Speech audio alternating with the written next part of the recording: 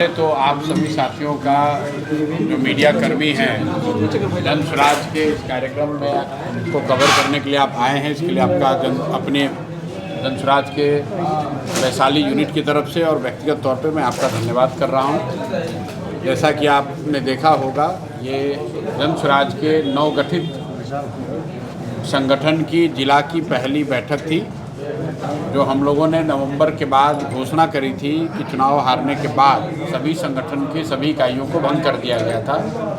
उसको फिर से पुनर्गठित किया गया है।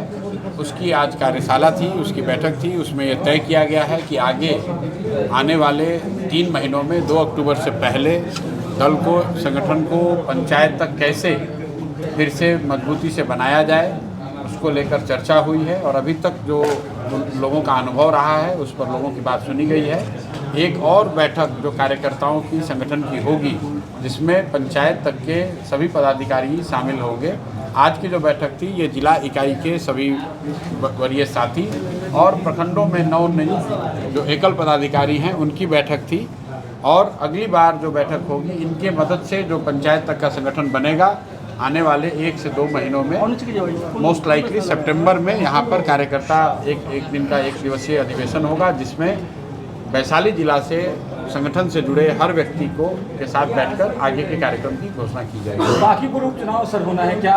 30 को डेट आ गया सर, 30 को चुनाव होना है। हाँ, हम लोग को भी अभी जानकारी मिली है कि 30 तारीख को वहाँ बांकीपुर में चुनाव होने वाला है। घोषणा इलेक्शन कमीशन ने कर दी है, तो पार्टी आज या कल मुझे लगता है कि अपने उम्मीदवार की घोषणा करेगी। हम लोग पहले से ही जन स्वराज ने दल के तौर पर ये घोषित किया हुआ है कि बांकीपुर में भाजपा को हराने के लिए, सम्राट चौधरी को पिछले दरवाजे से मुख्यमंत्री बनाने के लिए जो इनकाउंटर राज चल रहा है, जाति धर्म को देखकर गोली मारने की जो बात कही जा रही है, या जिस बदलाव की आकांक्षा से लोगों ने वोट दिया था, वो बदलाव न होने की वजह से जो लोगों में रोष है, उसका सबका एक तरीके से वहाँ पर अभी बांकीपुर में होने वाले चुनाव में उसकी एक तरीके से आप ये समझिए कि उस पर सर्वे हो जाएगा और जन स्वराज हर तरह से अपनी पूरी ताकत से वो चुनाव लड़ेगा। जिस बात कही जा रही है जी,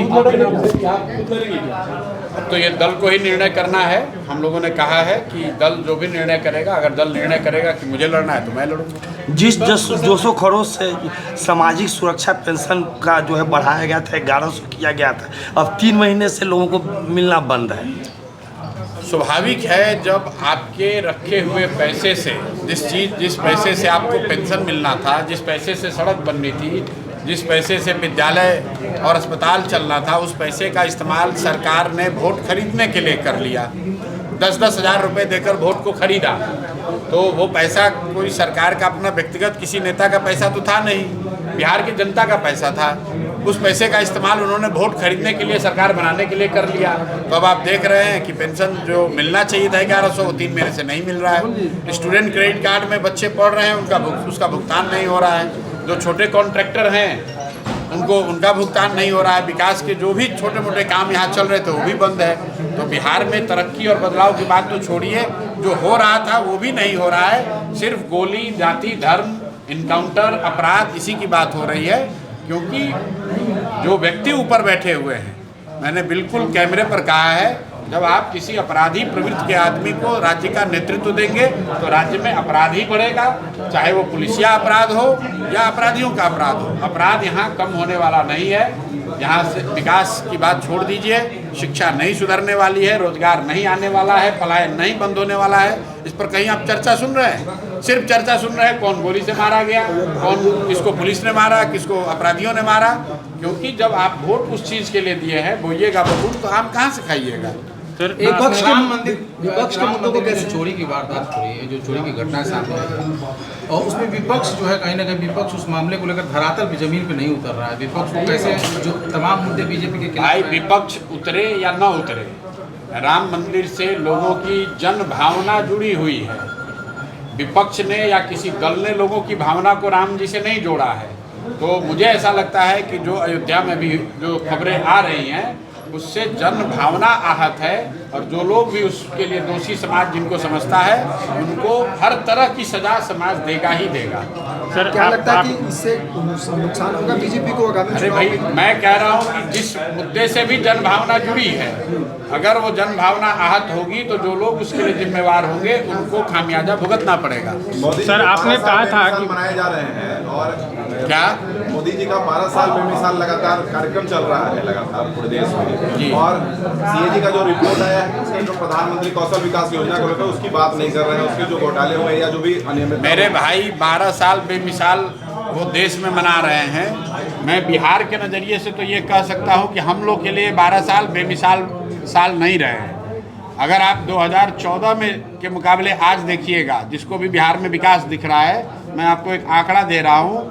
2014 में प्रति व्यक्ति आय जो बिहार में थी वो राष्ट्रीय औसत के मुकाबले, राष्ट्र के का जो प्रति व्यक्ति आय था उसके मुकाबले 32% था, और आज वो घट के 30% हो गया।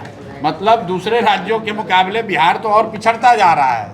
हम लोग ये मानते हैं कि लालू जी का जो राज है बिहार में वो सबसे खराब जंगल राज जिसको मानते हैं, उस समय भी बिहार में प्रति व्यक्ति आय राष्ट्रीय औसत के मुकाबले 40% थी, और आज बिहार में प्रति व्यक्ति आय 30% है। इसका मतलब ये है कि दूसरे राज्यों के मुकाबले आपकी तरक्की तो नहीं हो रही है, दूसरे राज्यों के मुकाबले बिहार और पिछड़ता जा रहा है।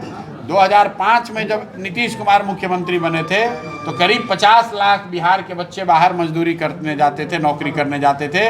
आज करीब 1.25 करोड़ बिहार के बच्चे बाहर जाकर मजदूरी कर रहे हैं, रोजगार के लिए मारे फिर रहे हैं। तो किसी भी मायने में बिहार की तरक्की नहीं हुई है। ये जो लोग बता रहे हैं कि सड़क बन गया है, सड़क बनना तरक्की नहीं है। अगर सिर्फ सड़क बनना तरक्की होता तो इस देश में सबसे ज़्यादा रेलवे लाइन अंग्रेज़ों ने बनाया है। तो क्या अंग्रेज़ों ने देश का विकास कर दिया? उन्होंने इसलिए रेलवे लाइन बनाई थी ताकि यहाँ से कपास जा सके, यहाँ से स्टील जा सके, कोयला जा सके। उसी तरह नरेंद्र मोदी और जो अभी की सरकार है एनडीए की, ये सड़क और ट्रेन इसलिए चला रहे हैं ताकि आपके यहाँ से बच्चे मजदूर बनकर गुजरात जाएं।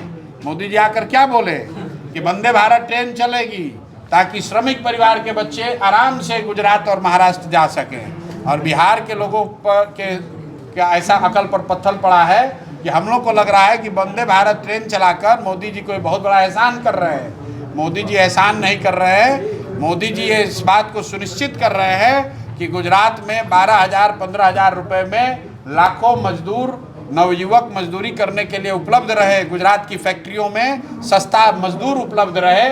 इसलिए ये ट्रेन चलाई जा रही है, इसलिए ये सुविधा दी जा रही है। अगर मोदी जी चाहते तो वही फैक्ट्री यहाँ लगती और ये कहते कि गुजरात से एक ट्रेन चलेगी जिसमें बिहार लोग आएंगे काम करने। लेकिन मोदी जी तो जो बात कह रहे हैं वो अपने हिसाब से ठीक ही कह रहे हैं। समझना आपको और हमको है, अगर आप अपने बच्चों की, बिहार की हित की बात नहीं करेंगे तो निश्चित तौर पर विकास गुजरात का होगा। गुजरात के लोग फैक्ट्रियों के मालिक बनेंगे और बिहार के बच्चे उन्हीं फैक्ट्रियों में मजदूर बनेंगे। यही सच्चाई है, यही यथार्थ है। लोग इसके बावजूद भी अगर मोदी को, भाजपा को वोट दे रहे हैं तो अपने और अपने बच्चों के खुद गुनाहगार आप ही हैं।